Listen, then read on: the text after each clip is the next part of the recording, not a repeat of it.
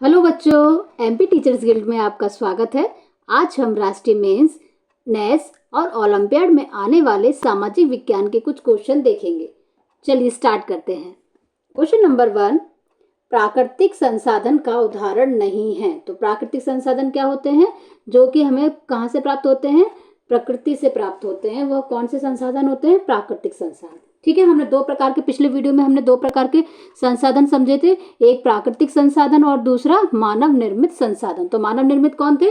जो कि मानव ने बनाए थे। और प्राकृतिक कौन से थे? जो प्रकृति के द्वारा हमें प्राप्त होते हैं, जैसे खनिज हो गया, वायु हो गई और नदियों का जल। ये हमें क्या है? प्रकृति के द्वारा हमें प्राप्त है। ठीक है, तो ये वाले जो संसाधन कहलाएंगे तो वो कौन से कहलाएंगे? प्राकृतिक संसाधन। ठीक है बच्चों, तो इसमें पूछा गया है प्राकृतिक संसाधन का उदाहरण नहीं है। तो कौन सा नहीं है? लोहे का जो पुल है वह प्राकृतिक संसाधन का उदाहरण नहीं है। तो ए ऑप्शन हमारा क्या हो जाएगा? करेक्ट हो जाएगा। ठीक है, चलिए नेक्स्ट क्वेश्चन। प्राकृतिक संसाधन का उदाहरण है, तो हमने अभी देखो पढ़ा था ना, प्राकृतिक संसाधन, नदियों का जल क्या है? प्राकृतिक संसाधन है। वायु क्या है? प्राकृतिक संसाधन है। खनिज क्या है? प्राकृतिक संसाधन है, जो कि हमें क्या? प्रकृति से प्राप्त है। तो हमारा ऑप्शन डी क्या हो जाएगा? उपरोक्त सभी। ठीक है, समझ में आया आपको प्राकृतिक संसाधन और मानव निर्मित संसाधन में अंतर? जो मानव द्वारा संसाधन बनाए गए हैं, जैसे पुल हो गया, सड़क हो गई, बांध हो गई, ये क्या है? मानव निर्मित संसाधन है। और प्राकृतिक संसाधन क्या है?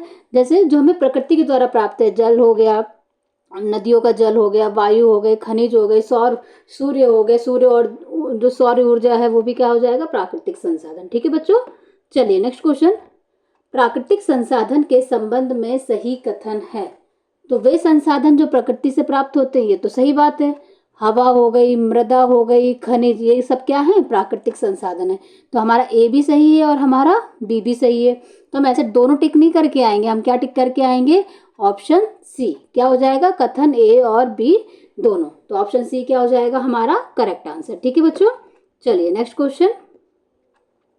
नवीकरण संसाधनों का उदाहरण है। तो दो प्रकार के संसाधन एक बताए थे मैंने, एक तो नवीनीकरण और एक अनवीनीकरण। नवीनीकरण मतलब कि जो कि कभी खत्म ही ना हो। ठीक है, और अनवीनीकरण जो समय के साथ धीरे धीरे क्या होते जा रहे हैं? खत्म होते जा रहे हैं। अनवीनीकरण में कौन हो जाएगा? जैसे पेट्रोल हो गई, ठीक है, गैस हो गई, प्राकृतिक गैस। तो ये सब क्या है? धीरे धीरे क्या हो रहे हैं? खत्म हो रहे हैं। ठीक है, और नवीनीकरण संसाधन क्या होता है? जो कभी समाप्त नहीं हो। जैसे पवन ऊर्जा, हवा चलना कभी बंद होगी क्या? तो उससे पवन ऊर्जा भी बंद। जल कभी समाप्त होगा क्या? सौर ऊर्जा कभी, सूर्य की जो ऊर्जा है वो कभी समाप्त होगी? नहीं। तो नवीनीकरण संसाधन क्या है? जो कभी समाप्त ना हो। तो ये भी है, ये भी है और ये भी है। तो उपरोक्त सभी क्या हो जाएगा? हमारा करेक्ट ऑप्शन। ठीक है बच्चों, चलिए नेक्स्ट क्वेश्चन। मूल्य का अर्थ संसाधनों के संदर्भ में है।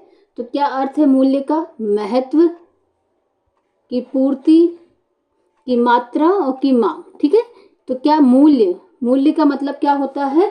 संसाधनों के संदर्भ में महत्व।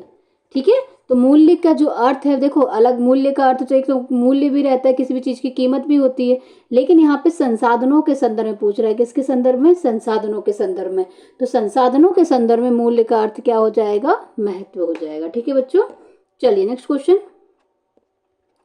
संसाधनों का सतर्कता पूर्वक उपयोग करना और उन्हें नवीकरण के लिए समय देना क्या कहलाता है? तो क्या कहलाता है ये? तो ये कहलाता है हमारा संसाधन संरक्षण। ठीक है बच्चों, क्या कहलाता है? संसाधन संरक्षण। संसाधनों का क्या कर रहे हैं? संरक्षण। संसाधनों का सतर्कता पूर्वक मतलब कि बहुत सावधानी से उपयोग करना। ऐसा नहीं कि जल हमारे पास, जैसे जल है, जल संसाधन है, तो मैं ऐसा नहीं कि उसको वेस्ट कर रहे हो, कि उसको बर्बाद कर रहे हो, ऐसा नहीं। जितनी जरूरत हो उतना ही उसका उपयोग किया जाए। ठीक है, और उसे नवीनीकरण के लिए, उसे फिर बनने के लिए समय देना। समझ में आया? एक तो संसाधनों को क्या बिल्कुल ध्यान से अपन को उपयोग करना है, और दूसरा उसको बनने के लिए भी क्या देना है? समय देना है। तो ये दोनों क्या कहलाता है? संसाधन संरक्षण कहलाता है। ठीक है बच्चों, चलिए नेक्स्ट क्वेश्चन। तीव्र ढालों पर मृदा अपरदन रोकने के लिए उपयुक्त विधि है। तो तीव्र ढालों पर, तीव्र मतलब बहुत ऐसे बड़े बड़े पहाड़ रहते हैं, यहाँ पे उसकी ढाल बनी रहती है, तो यहाँ पर मृदा के अपरदन को रोकने के लिए क्या होना चाहिए? तो हमने देखी थी मृदा को अपरदन को रोकने के लिए क्या बना दी जाती है? ऐसे तीव्र ढलान, जैसे ढलान है पूरी, है ना, जैसे ढलान ढलान में खेती होती है ना, ऐसे ढलान बड़े बड़े खेत में होते हैं, वो पहाड़ों पे से खेती की जाती है तो वहाँ पे ढलान होते हैं, तो वहाँ पे मृदा, अब पानी बरसेगा यहाँ से तो पूरी मृदा क्या होगी, बह बह जाएगी। अगर ऊपर से पानी बरसा तो क्या होगा, मृदा बह जाएगी। लेकिन अगर हम वहाँ पे वेदिका फॉर्म बना देते हैं तो वहाँ पे मृदा अपरदन को अपन रोक देते हैं। ठीक है बच्चों, चलिए नेक्स्ट क्वेश्चन। तंजानिया किस महाद्वीप में स्थित है? तो जो तंजानिया है वह कौन से महाद्वीप में स्थित है? अफ्रीका महाद्वीप में स्थित है। ठीक है, और यहाँ पर इलायची भी बहुत मात्रा में पाई जाती है। ठीक है, तो तंजानिया किस महाद्वीप में स्थित है? तो तंजानिया अफ्रीका महाद्वीप में स्थित है। किस देश में सबसे अधिक भूकंप आते हैं? तो कौन सा देश है जिसमें सबसे अधिक भूकंप आते हैं? तो जापान है, उसमें सबसे ज्यादा क्या आते हैं, भूकंप आते हैं। अच्छा बताइए कमेंट बॉक्स में लिख के, मैंने पिछली वीडियो में आपको बताया था कि कौन से भूकंप सबसे ज्यादा खतरनाक होते हैं, कितनी तीव्रता वाले भूकंप खतरनाक होते हैं। ठीक है, चलिए नेक्स्ट क्वेश्चन। निम्न में से मृदा निम्नीकरण का कारण नहीं है। मृदा निम्नीकरण मतलब कि मृदा की जो वो मृदा निम्नीकरण का मतलब होता है मृदा की कमी का कारण नहीं है। तो क्या नहीं है? भूस्खलन में तो बहुत सारी मृदा फालतू बर्बाद वो हो जाती है। वनों में अगर वनों को काट देंगे तो वन की जो जड़ें होती हैं, जो पेड़ों की जड़ें होती है, वो मिट्टी को क्या करके रखती हैं, बांध के रखती हैं। तो वो अगर वन को काट देंगे अपन तो वो मिट्टी क्या होगी, बह जाएगी। बाढ़ में बहुत बड़ी मात्रा में बारिश होती है तो पूरा मिट्टी जो होती है क्या कर ले जाती है, बहा ले जाती है। तो ये तीनों तो नहीं है। वन रोपण, तो वन रोपण मतलब अगर हम पेड़ों को लगाएंगे तो वह मृदा निम्नीकरण का कारण नहीं है, मृदा को कम करने का कारण नहीं है। समझ में आया? तो ऑप्शन सी हमारा क्या हो जाएगा, करेक्ट आंसर। ठीक है बच्चों, चलिए नेक्स्ट क्वेश्चन। निम्न में से मृदा संरक्षण की विधि नहीं है। तो मृदा संरक्षण की कौन सी विधि नहीं है? मल्च बनाना तो विधि थी, वेदिका फॉर्म हमने देखे थे ऊपरी ढलान के लिए, रक्षक मेखलाएं भी हमने देखी थी बड़े बड़े पेड़ों के बीच में। लेकिन वन उन्मूलन, वन उन्मूलन मतलब वनों को काटना। तो वनों को अगर काटेंगे तो मृदा क्या होगी, अगर हम पेड़ों को काट देंगे तो मृदा क्या हो जाएगी, हमारी जो जड़ें होती हैं इसकी, वो मृदा को क्या करके रखती हैं, बांध के रखती हैं। और अगर पेड़ ही काट देंगे तो वो मृदा क्या हो जाएगी, बह जाएगी। तो मृदा संरक्षण की विधि कौन सी नहीं है, वन उन्मूलन। ठीक है, तो डी ऑप्शन हमारा क्या हो जाएगा, यहाँ पर करेक्ट हो जाएगा। ठीक है बच्चों, चलिए नेक्स्ट क्वेश्चन। गिद्धों के लुप्त होने का प्रमुख कारण है। तो गिद्धों के जो लुप्त मतलब उनकी आजकल बिल्कुल गिद्ध दिख नहीं रहे हैं, बिल्कुल ना के बराबर हो गए हैं। तो उनके लुप्त होने का क्या कारण है मुख्य? तो बेटा जो दवाई है एक डिक्लोफिनेक, एस्प्रिन और इवोप्रोफेन जैसी पीड़ानाशी, जो कि हम किस में यूज करते हैं, जैसे हमारे हाथ पैर दर्द हुए, बुखार हुआ, तो हम वो दवाइयों का क्या करते हैं, यूज करते हैं। तो उनकी अधिकता के कारण गिद्ध क्या हो रहे हैं, गिद्ध उनको जैसे कोई भी जानवरों के या किसी में भी उनने खाए वो, और उनके अंदर वो दवाइयाँ क्या होती हैं, चली जाती है। तो जिसके कारण क्या होते हैं, गिद्ध लुप्त होते जा रहे हैं। समझ में आया बच्चों? तो कौन कौन सी दवाई पीड़ानाशी दवाइयों के कारण? डिक्लोफेनेक, एस्प्रिन और इवोप्रोफेन। ठीक है, समझ में आया? एस्प्रिन, जो ये तीनों दवाई हम किसके लिए लेते हैं, हमारे जो दर्द होते हैं हाथ पैरों में, किसी में पूरे शरीर में दर्द होते हैं, तो इनको हम रोकने के लिए उसमें हम ये दवाइयों का सेवन करते हैं। ठीक है बच्चों, तो ये किसके लिए खतरा बनती जा रही है? तो ये गिद्धों के लिए खतरा बनती जा रही है। ठीक है, चलिए नेक्स्ट क्वेश्चन। सामुदायिक भूमि पर किसका स्वामित्व होता है? अब कौन सी भूमि है, सामुदाय, तो सामुदायिक मतलब सब पूरे समुदाय की भूमि है, तो इसका स्वामित्व भी किस पे रहेगा, समुदाय पे रहेगा। ठीक है, चलिए नेक्स्ट क्वेश्चन। कम वर्षा वाले शुष्क प्रदेशों में उगने वाली वनस्पति। तो कम वर्षा वाले शुष्क प्रदेश कौन से, जैसे कि राजस्थान हो गया, ठीक है, जहाँ पर कम बारिश हो रही है। ठीक है, तो ये ऐसे क्षेत्र जहाँ पर कम बारिश होती है, शुष्क प्रदेश, सूखे प्रदेश में उगने वाली वनस्पति कैसी होती है? तो वो होती है कटीली झाड़ी एवं गुल्म। समझ में आया बच्चों? जहाँ पर कम बारिश होगी वहाँ पे पेड़ कैसे होंगे, छोटे होंगे, और कैसी उनकी पत्तियां कैसी होंगी, कटीली होंगी। ठीक है, चलिए नेक्स्ट क्वेश्चन। कृषि से संबंधित कार्यों का क्रमशः सही क्रम समूह क्या है? तो कृषि से संबंधित हमको बताना है। तो सबसे पहले हम खेत में क्या करते हैं? तो सबसे पहले हम खेत में जुताई करते हैं।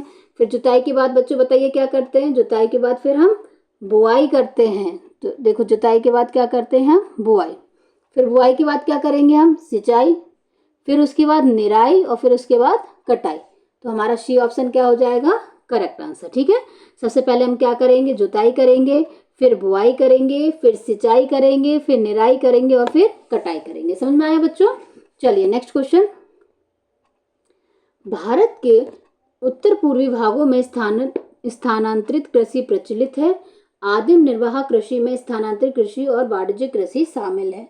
तो हमसे पूछा क्या गया है कि कौन सा कथन सही है। ठीक है, तो हम बेटा ये देखो, भारत के उत्तर पूर्वी भागों में स्थानांतरित, उत्तर पूर्वी भाग कौन से हो गए, ऊपर वाले जो ईस्टर्न वाले वो जो रहेंगे कौन से, मिजोरम, मणिपुर, ये सब चीजें कौन किस में आएंगी, उत्तर पूर्वी भागों में आएंगी। ठीक है, तो यहाँ पर कौन सी कृषि प्रचलित है, तो यहाँ पे स्थानांतरित कृषि प्रचलित है। मतलब वो एक जगह खेती करते हैं, फिर उसको कुछ दिनों के लिए छोड़ देते हैं, तो तब तक दूसरी जगह खेती करते हैं। तो इस प्रकार की जो खेती होती है, इस प्रकार की जो कृषि होती है वो क्या होती है, स्थानांतरित कृषि होती है। ठीक है, आदिम निर्वाह कृषि में स्थानांतरित और वाणिज्य, ये गलत हो जाएगा। तो हमारा ऑप्शन जो ए है वो क्या हो जाएगा, केवल कथन एक क्या है हमारा सही है। ठीक है बच्चों, चलिए नेक्स्ट क्वेश्चन। नेक्स्ट क्वेश्चन, वाणिज्यिक कृषि से संबंधित कथनों में से सही कथन है। वाणिज्य मतलब क्या होता है, जो बहुत बड़ा कृषि जिसको है ना हम अपने पूंजी के लिए अधिक से अधिक फायदा कमाने के लिए खेती करते हैं, वो कौन सी खेती होती है, वाणिज्यिक खेती होती है। तो इसमें से हमें बताना है कौन सा कथन सही है। तो कौन सा कथन, इस कृषि में निम्न स्तरीय प्रौद्योगिकी और परिवार श्रम का उपयोग, नहीं, ये तो गलत चीज है। छोटे भूखंड पे की जाती है, अगर हम फायदा कमाएंगे तो हम छोटे भूखंड पे करेंगे क्या, हमें बड़ा भूखंड चाहिए। साधारण औजार, अगर हमें ज़्यादा पैदावार चाहिए, ज़्यादा पैसा कमाना है, तो हम साधारण औजार करेंगे क्या, नहीं। ठीक है, तो ये भी क्या हो जाएगा, गलत। तो यह कौन सी कृषि क्षेत्र है, ये विस्तृत, बहुत बड़े बड़े भूखंडों पे की जाती है, बहुत पैसा खर्च किया जाता है और अच्छी से अच्छी मशीनों का प्रयोग किया जाता है, ताकि क्या हो, पैदावार ज़्यादा हो और फायदा हमको बहुत अधिक मात्रा में। तो वाणिज्यिक कृषि क्या होती है, बहुत अधिक फायदे वाली। ठीक है ना, इस तरह से याद कर लीजिएगा आप। तो यह विस्तृत कृषि क्षेत्र है, अधिक पूंजी के लिए की, अधिक पूंजी एवं मशीनों का प्रयोग से की जाती है। समझ में आया? चलिए नेक्स्ट क्वेश्चन। निम्न में से कौन सा मिलेट अनाज समूह सही है। तो मिलेट क्या होते हैं, मिलेट होते हैं जो कि मोटे अनाज जो होते हैं, उन्हें हम क्या कहते हैं, मिलेट अनाज। ठीक है, तो कौन कौन से हैं, तो जैसे ज्वार हो गया, बाजरा हो गया और रागी, ये हमारे कौन से हैं, मोटे अनाज है। समझ में आया बेटा? और वो मोटे अनाज को हम क्या कहते हैं, मिलेट अनाज। ठीक है, चलिए नेक्स्ट क्वेश्चन। कौन से मोटे अनाज का उदाहरण है, जैसे अभी मैंने बताया था ना आपको मोटे अनाज, तो मोटे अनाज कौन कौन से हैं, अभी हमने पढ़ा था, इसमें ज्वार था, बाजरा था और रागी था। तो कौन सा उदाहरण है, तो जो मोटे अनाज का कौन सा उदाहरण है, बाजरा। तो हमारा डी ऑप्शन क्या हो जाएगा, करेक्ट हो जाएगा। ठीक है, चलिए नेक्स्ट क्वेश्चन। मिश्रित कृषि किसे कहा जाता है। तो मिश्रित कृषि किसे कहा जाएगा, तो इस कृषि में भूमि का उपयोग चारे की फसल उगाने में किया जाता है, ये तो सही है। इस कृषि में भूमि का उपयोग भोजन की फसल, मिश्रित मतलब मिश्रित से समझ में आ रहा है, दो प्रकार की खेती। ठीक है, तो एक तो इसका उपयोग चारे की फसल उगाने के लिए भी किया जाता है और जो अपन भोजन की फसल उगाने के लिए भी किया जाता है। तो ये दोनों प्रकार की फसल उगा रहा है, तो ये कौन सी कृषि हो जाएगी, मिश्रित कृषि हो जाएगी। ठीक है, तो सी ऑप्शन हमारा क्या हो जाएगा, करेक्ट आंसर। ठीक है बच्चों, समझ में आया? मिश्रित कृषि क्या होती है, चारे की भी फसल उगा रहे हैं उसमें, और उसमें हम क्या कर रहे हैं, भोजन की भी फसल उगा रहे हैं। ठीक है, चलिए नेक्स्ट क्वेश्चन। अंगूरों की खेती से संबंधित है। तो अंगूरों की खेती को हम क्या कहते हैं, तो अंगूरों की खेती को हम विटीकल्चर कहते हैं। क्या कहते हैं, विटीकल्चर। किसको, अंगूरों की खेती को। Next question, sericulture. सेरीकल्चर किसे कहेंगे, तो सेरीकल्चर जो है, जो रेशम के कीटों का वाणिज्य पालन, रेशम के कीटों का जो पालन करते हैं उसे हम क्या कहते हैं, सेरीकल्चर। क्या कहेंगे, देखो ध्यान रखना, विटीकल्चर मतलब होता है अंगूरों की खेती और सेरीकल्चर मतलब होता है रेशम के कीटों की खेती। ठीक है, समझ में आया? चलिए नेक्स्ट क्वेश्चन, ये अपनी कॉपी में अच्छे से लिख लीजिएगा इसको। स्थानांतरित कृषि से संबंधित सही समूह है। तो स्थानांतरित जो कृषि मैंने बताए थे कि एक जगह खेती कर लो, फिर कुछ दिनों के लिए उसको छोड़ दो, दूसरी जगह कर लो, तो इस प्रकार की खेती क्या कहलाती है, अपनी स्थानांतरित कृषि। और इस स्थानांतरित जो कृषि है उसको हम उत्तर पूर्वी भारत में क्या कहते हैं, झूमिंग कृषि। ठीक है, तो ये भी याद रखिएगा। समझ में आया आपको? कौन सी है, अपने उत्तर पूर्वी भारत में की जाती है कौन सी खेती, स्थानांतरित। ये भी याद रखिएगा कि स्थानांतरित कृषि कहाँ पर की जाती है, तो वह उत्तर पूर्वी भारत में की जाती है। और उसका अन्य नाम क्या है, तो अन्य नाम उसका क्या है, झूमिंग है। ठीक है, अन्य नाम जो स्थानांतरित कृषि का वो क्या नाम है, झूमिंग। ठीक है बच्चों, चलिए नेक्स्ट क्वेश्चन। निम्न में से जैविक कृषि की विशेषता नहीं है। तो जैविक कृषि की कौन सी विशेषता नहीं है? तो देखो बेटा, जैविक कृषि क्या होती है? जैविक, जिसमें जैविक खादों का उपयोग होता है, समझ में आया, और प्राकृतिक पीड़कनाशी का उपयोग हो जाता है। जो भी पीड़कनाशी वो कौन सी? प्राकृतिक। ऐसा नहीं कि कुछ भी अपन वो डाल रहे हो फालतू का, यूरिया वूरिया बहुत ज्यादा मात्रा में डाल रहे हैं, ऐसा नहीं। कौन सा पीड़कनाशी होना चाहिए? प्रकृति का, ठीक है, प्राकृतिक। रासायनिक खादों का उपयोग नहीं किया जाता है हम, ठीक है। तो रासायनिक खादों का इसमें उपयोग नहीं किया जाता, और इसमें पूछा विशेषता नहीं है, तो हमारा सी ऑप्शन क्या हो जाएगा?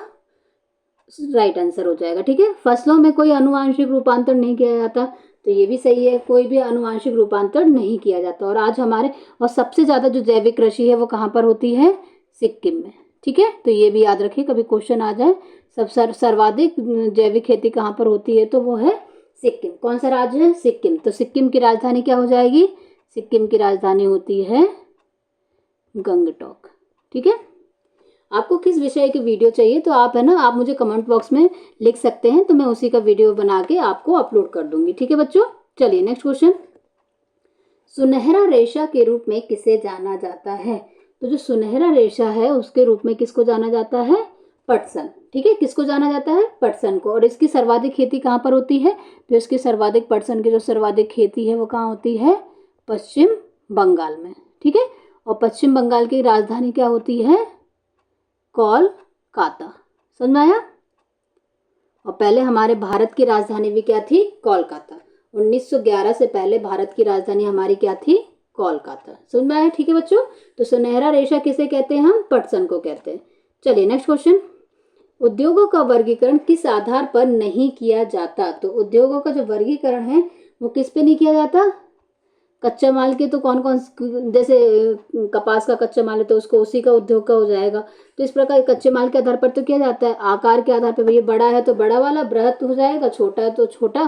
तो इस प्रकार से उद्योगों का वर्गीकरण स्वामित्व के आधार पर भी किया जाता है, कि कोई का निजी निजी उद्योग होता है, कोई सरकार वाला उद्योग होता है, सरकारी उद्योग होते हैं। तो ये तीनों के हिसाब से किया जाता है। किसके आधार पर नहीं किया जाता? स्थान के आधार पर नहीं किया जाता, ठीक है। आधुनिक उद्योगों का मेरुदंड कहा जाता है। मेरुदंड क्या होता है? हमारी रीढ़ की हड्डी, जिसके बिना हम कुछ भी नहीं कर सकते, ठीक है ना। तो आधुनिक उद्योगों का मेरुदंड किसे कहा जाएगा? तो आधुनिक जो उद्योग है उसका मेरुदंड इस्पात को कहा जाता है। समझ में आया बेटा? चलिए नेक्स्ट क्वेश्चन। भोपाल गैस त्रासदी में रिसने वाली गैस थी। तो मैंने पिछले वीडियो में आपको बताया था कि पूरा बताया था भोपाल गैस त्रासदी कब हुई थी, कौन सी गैस, कौन सी कंपनी, कहाँ की कंपनी, सब बताया था। तो आप वहां जाके उस वीडियो में देख सकते हैं बेटा, ठीक है। तो भोपाल गैस त्रासदी में रिसने वाली कौन सी गैस थी? मिथाइल आइसोसाइनाइड, ठीक है। चलिए नेक्स्ट क्वेश्चन। सनराइज उद्योग उदाहरण है। तो सनराइज उद्योग कौन, किसके उदाहरण है? तो सनराइज जो उद्योग है वो सूचना प्रौद्योगिकी के, आईटी के, ठीक है। इंफॉर्मेशन टेक्नोलॉजी मतलब सूचना प्रौद्योगिकी के उदाहरण है। तो सनराइज कौन से हो जाएंगे? सनराइज उद्योग सूचना प्रौद्योगिकी जो, ठीक है। सनराइज उद्योगों का सही समूह है। तो जो सनराइज उद्योग है उनका सही समूह, देखो अभी हमने पढ़ा, सूचना प्रौद्योगिकी संबंधित है और स्वास्थ्य लाभ, ठीक है। तो ये भी आप याद रखिएगा। तो ऑप्शन भी हमारा क्या हो जाएगा? करेक्ट आंसर, ठीक है बच्चों। इससे आगे के क्वेश्चन हम अगले वीडियो में करेंगे। बच्चों अगर आपको मेरा वीडियो पसंद आया हो तो इसे लाइक कीजिए, चैनल को सब्सक्राइब कीजिए, ताकि आने वाले वीडियो का नोटिफिकेशन आपको मिलता रहे। आप मेरे चैनल पर जाके सभी विषयों की प्लेलिस्ट देख सकते हैं। बाय बाय बच्चों।